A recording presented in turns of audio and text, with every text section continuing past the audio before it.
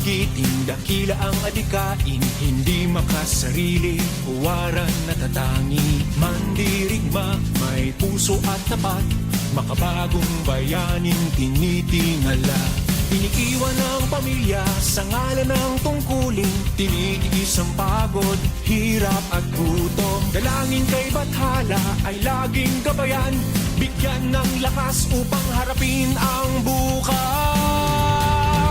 Whoa, ako'y sundalong nagdarasal at naghahangad ng kapayapaan. Makakatulog ka ng tahimik at mahimbing dahil ako'y nagbabantay.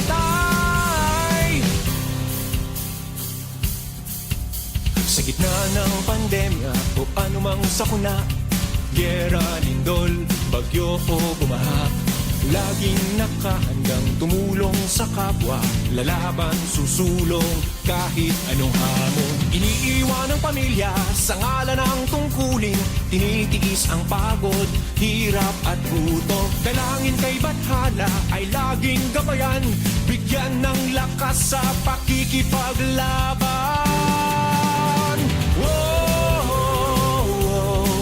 Ako'y sundalong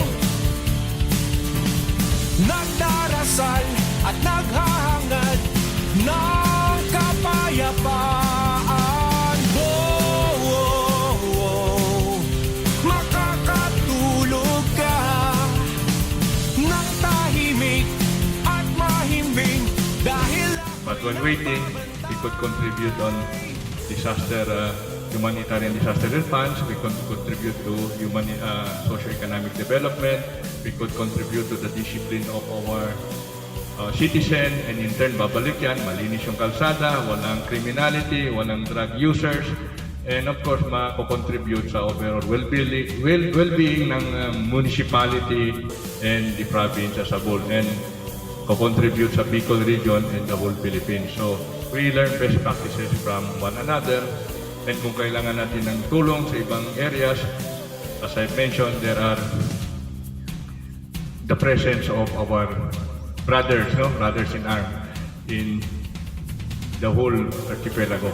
So, thank you. Maraming salamat sa inyo and congratulations sa accomplishment.